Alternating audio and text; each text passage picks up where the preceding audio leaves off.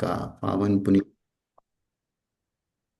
चंद्रप्रभ भगवान की आराधना स्वयंभू स्तोत्र के माध्यम से कोई करे। जो भी कक्षा में चंद्रप्रभ भगवान का स्तवन करने की भावना रखता हो वो स्तवन करे। चलो, दीप्ति जी कोठिया करना चाहें तो कर सकती हैं। वंदना भैया जी। हाँ। चन्द्रप्रभं चन्द्रमरीचिगौरं चन्द्रं द्वितीयं जगति विकान्तं वन्दे विवन्द्यं महतामृषीन्द्रं जिनं जितस्वान्तकसायबन्धम् यस्याङ्गलक्ष्मीपरिवेशभिन्नं तमस्तमोरेरिविरश्मिभिन्नं ननासे बाह्यं बहुमाने सञ्च प्रदीपाति सैन्य भिन्नम शोपक्ष सौख्यत्य मदावलिपुषा वाक्शः नादेर बिमदा विमला बहु भूर्भुव। बभूव हम्म। निर्वादिनो मदार्तिगण्ड गजा यथा केसरिणो निनादे सर्विलोके परिमेष्टिताय पदं बभूवाद भूतकर्म तेज अनन्ते धामा सर्वेष्वचक्षु समन्ते दुःख क्षय शासनश्चे सचन्दे मा भव कुमुदुतीनां विपन्ने दोषा भ्रकलङ्कलेपा व्याको सवाङ्ग न्याय मयूखमाला पूयात् पवित्रो भगवान मनो में। ये तीसरी चंद्राय नमो नमः। वंदना भैया जी। हम्म।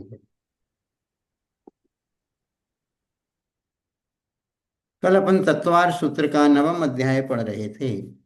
नवम अध्याय में परिचयों का वर्णन चल रहा था, क्योंकि संवर और निर्जला तत्व का वर्णन, संवर तत्व का वर्णन यहाँ पर नवम अध्याय में है। निर्जला तत्व का वर्णन भी है, संवर निर्जला तत्व का।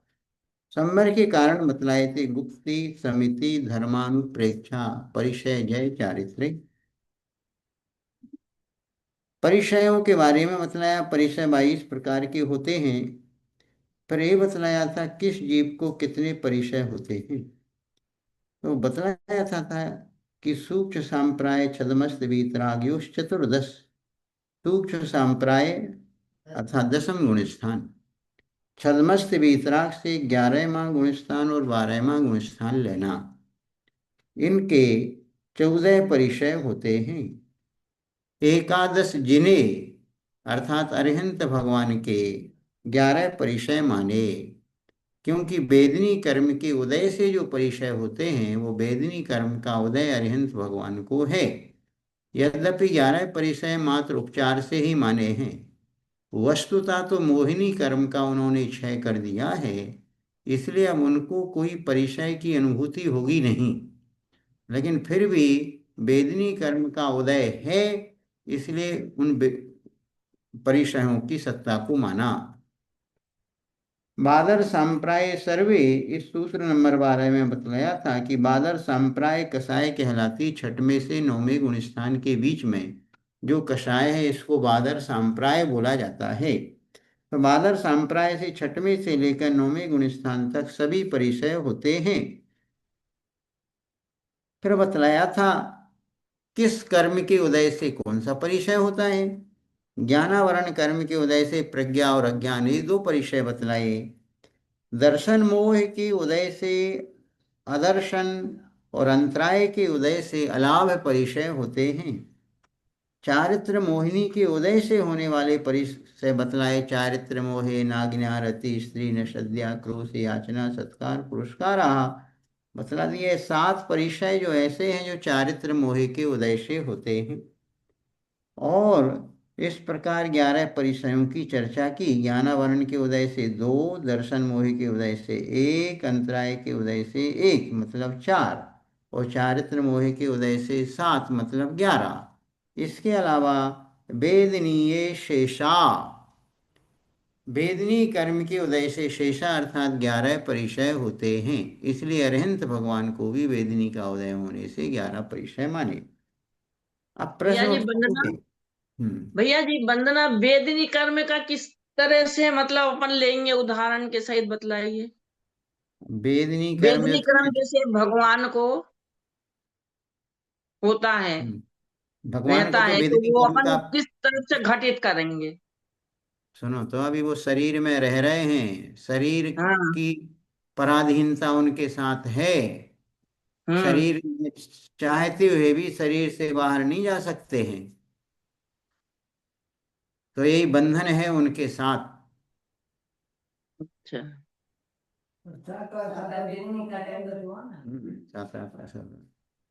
बस ये जरूर है कि वेदनी के उदय से उनको परिचय हो रहे हैं, लेकिन उसका अनुभव नहीं कर रहे हैं। मान लीजिए जैसे कि ये समझ लो कि यहाँ पर आपको फीवर आया, वेदनी कर्म के उदय से आपको फीवर आ गया, लेकिन आप हाय तौबा मचाओगी, दवाई भी खाओगी, फिर भी घर भर में परेशानी मचा दोगी। एक मुनि महाराज हैं, उनको भी ज्वर आया। मान ली उनको भी आहार के टाइम पे किसी ने औषधि दी तो ठीक, हो नहीं दी तो ठीक। उस परिचय को मतलब उसको वेदना जो उनको हुई, किसकी वेदना? ज्वर संबंधी शीतोष्ण आदि की जो वेदना हो रही है, फिर वो उसको सहन करेंगे आराम से। ऐसे ही अरहंत परमात्मा जो 13वें गुण स्थान बढ़ती हैं, उनको वेदनी कर्म का उदय चल रहा है। वेदनी कर्म का उदय इसलिए चल रहा है क्योंकि उसकी सत्ता थी, जो सत्ता है वो उदय में भी आ गया। लेकिन मोहिनी कर्म का अभाव होने से उनको उसकी अनुभूति नहीं होती। उसमें हर्ष विषाद करना ही अनुभव करना है, तो हर्ष विषाद वो कुछ करेंगे नहीं। हर्ष विषाद छह संदशा में होता है। हाँ, क्योंकि मोह के साथ जब संबंध जुड़ता है तो अच्छे बुरे की कल्पना होती है, और मोहिनी कर्म का क्षय हो गया है, तब उनका बस वेदनी मोहिनी के अभाव में जली हुई जेवरी के समान रहता है।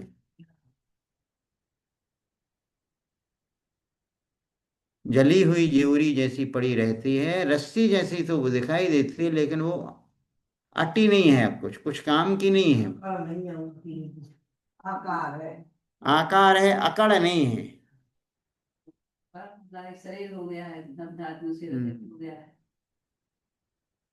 इसलिए तो महावीर को न पेचस की बीमारी, 11 परिश्रम की उदय से मानी। जो श्वेतांबर परंपरा में भी जो बातें मानी, कहीं ना कहीं से उनने उनको जोड़ रखा है।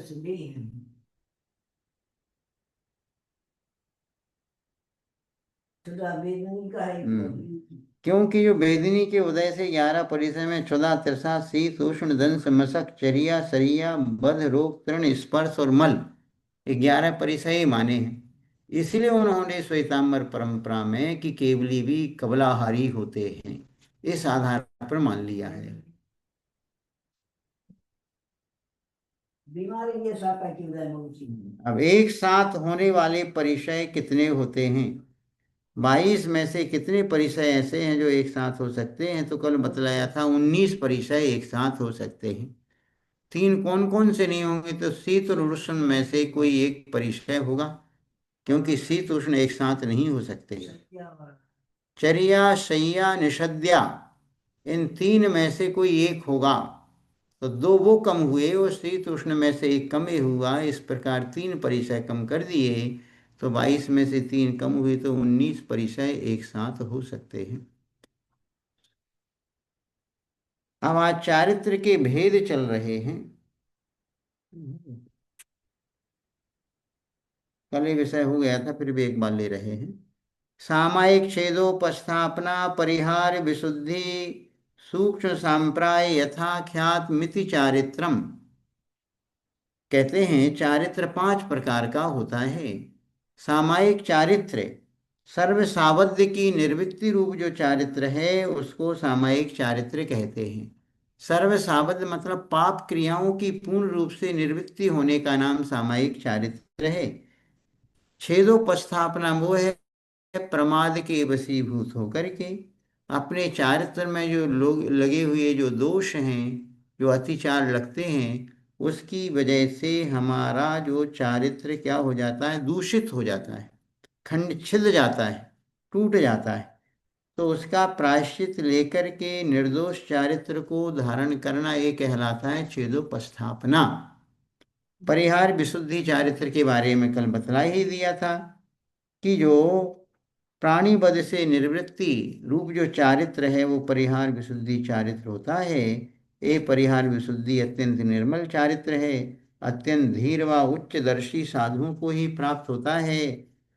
30 वर्ष तक जिन्होंने गृहस्थावस्था में रह करके सुखपूर्वक समय व्यतीत किया, बाद में संयम धारण किया, तीर्थंकर के पाद मूल में रह करके 8 वर्ष तक जिन्होंने दसम प्रत्याख्यान पूर्व का अध्ययन किया, और उसके बाद तीनों संध्याओं को छोड़ करके जो प्रतिदिन 2 कोस विहार नियम से करते हैं, परिहार विशुद्धि संयमी जीव, इनको कोई चातुर्मास नहीं होता इनका, इनके द्वारा किसी जीव की आराधना नहीं होती है, इनका शरीर इतना हल्का फुल्का हो गया है कि किसी भी जीव के ऊपर भी चल जाएं, तंतु के बराबर छोटे महीन जीव के ऊपर भी पैर रखेंगे तो उसको इनके शरीर का कोई भार नहीं लगेगा। सूक्ष्म सांप्राय अत्यंत सूक्ष्म लोभ कषाय के रहने पर जो चारित्र होता है उसे सूक्ष्म सांप्राय चारित्र कहते हैं, 10वें गुण स्थान में होता है। और यथाख्यात चारित्र वो कहलाता है जिस चारित्र में संपूर्ण रूप से मोहिनी कर्म का उपशम अथवा क्षय हो गया हो।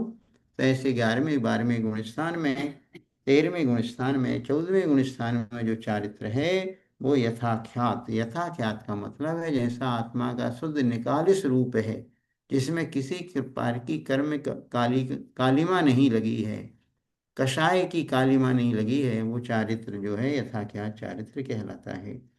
अब चारित्र के बाद अब वाह्य तप के भेद बतला रहे हैं, क्योंकि बतलाया था तपसा निर्जरा चे, तप के द्वारा कर्मों का संवर भी होता है, निर्जरा भी होती है। तो तप के भेद कौन कौन से हैं? तो सबसे पहले तप को 2 भेदों में बांटा जाता है, एक बहिरंग तप, एक अंतरंग तप।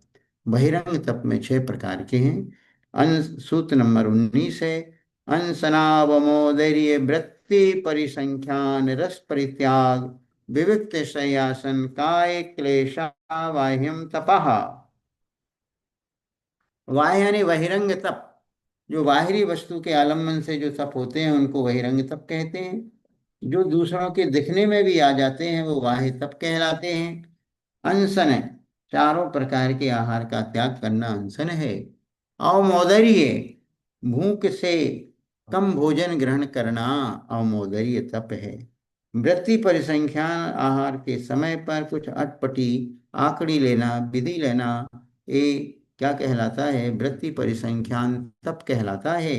रस परित्याग, इंद्रियों को अपने काबू में रखने के लिए, निद्रा पर विजय पाने के लिए, और सुखपूर्वक स्वाध्याय की सिद्धि के लिए घृत आदि जो गरिष्ठ रस हैं, 6 रस, इन 6 रसों में से कुछ रसों का अथवा संपूर्ण रसों का त्याग करना रस परित्याग तप कहलाता है। विविक्त शय्यासन, एकांत स्थान में जो जन समूह से रहित स्थान हैं, ऐसे स्थानों पर बैठ करके स्वाध्याय ध्यान की सिद्धि आदि करना, ये विविक्त शय्यासन तप कहलाता है। काय क्लेश, शरीर को कष्ट दे करके आत्मा के ध्यान के लिए जो प्रवृत्ति की जाती है वो काय क्लेश तप कहलाता है। इस प्रकार ये तप के 6 प्रकार के भेद हुए जो बहिरंग तप कहलाते हैं। बहिरंग तप के द्वारा शरीर को कंट्रोल किया जाता है, इंद्रियों को अपने बस में किया जाता है। जिनका शरीर बेडोल हो जाता है, कुछ भी खाते पीते रहते हैं, हाथी जैसा जिनका शरीर हो रहा है, सडोल शरीर बेडोल बन जाता है, उसमें कारण क्या रहता है कि उनका खाने पीने का जो नियंत्रण रहता है वो ठीक नहीं रहता है।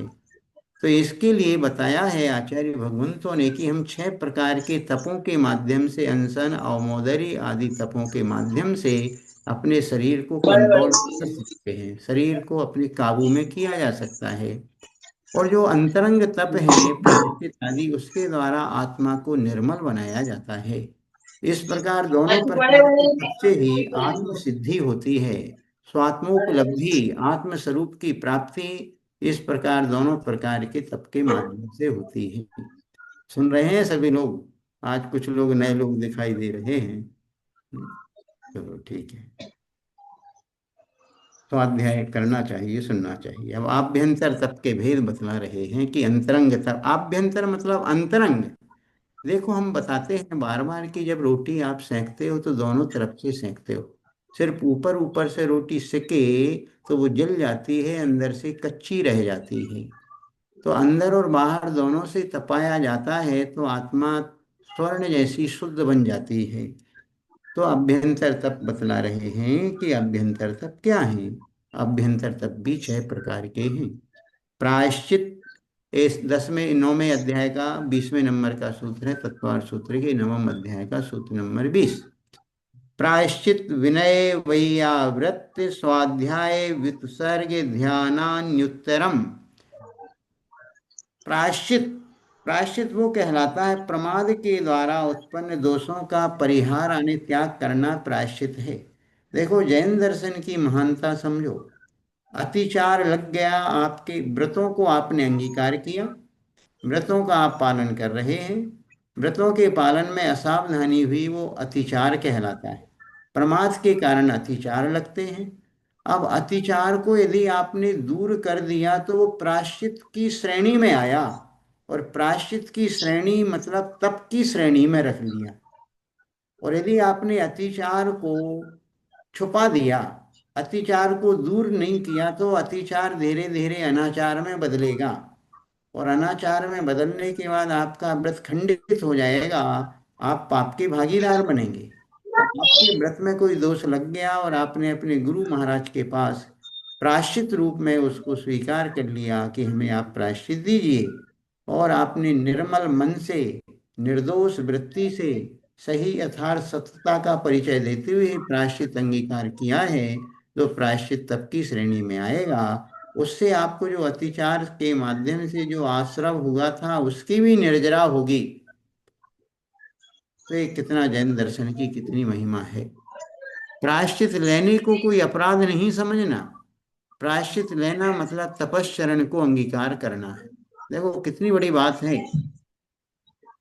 आपसे कोई गलती हुई, अपराध हुआ, आप छिपा लेते, सोचते नहीं बताओ किसी ने नहीं देखा, तो वो जरूर अपराध है। लेकिन आपने अपने अपराध को अपने गुरु के समक्ष, भगवान के समक्ष जाकर के पूरा सही तरीके से बताया, और उसके प्रायश्चित को स्वीकार कर लिया, तो तब श्रेणी में आएगा। भैया जी, वंदना, किसी का स्पीकर खुला है, वो डिस्टर्ब हो रहा है। चलो राजीव जी आप अपना स्पीकर ऑफ करें, सुनते रहें, स्पीकर मात्र ऑफ कर लें। और हमें प्रसन्नता है कि जी हमारी पुरानी शिष्य मंडली है। आज कहाँ से भैया, आपके पास link पहुंच भैया जी, गया? आज आज किस चीज का प्रोग्राम हुआ है श्रोधाम में? आज वो समर्पण सम्मेलन, अंतर्राष्ट्रीय महिला दिवस था। तो अंतर्राष्ट्रीय महिला दिवस का तो हमारे लिए कोई नॉलेज था नहीं पहले, वो तो इत्तेफाक पड़ गया। जी और ये था पहले से पूर्व निर्धारित था कि जो जितने महिला संगठन हैं, पुरुष संगठन हैं, उन सबका एक सम्मेलन रखा श्रद्धाम में। जी उसके बारे में कल विस्तार से बताएंगे। अब तो 1 मिनट बचा है तो फिर भी बता देते हैं। जी तो जितने महिला परिषद है, महिला संगठन है, मरुदेवी श्राविका मंडल है, जी सहेली मंडल, जिनवाणी रक्षण मंडल है, गरिमा महिला मंडल है, सुपाशनाथ महिला मंडल है, भक्तांबर महिला मंडल है, ये सारी महिलाओं को यहाँ पर आमंत्रित किया था। जी और उन सबको बताया कि अकेली साड़ी पहन लेने से कोई मंडल नहीं बन जाता है। आजकल तो साड़ी पहनी और सेल्फी ली और ग्रुप पे डाल दिया तो मंडल हो गया। तो हमने जी कहा इसका नाम मात्र मंडल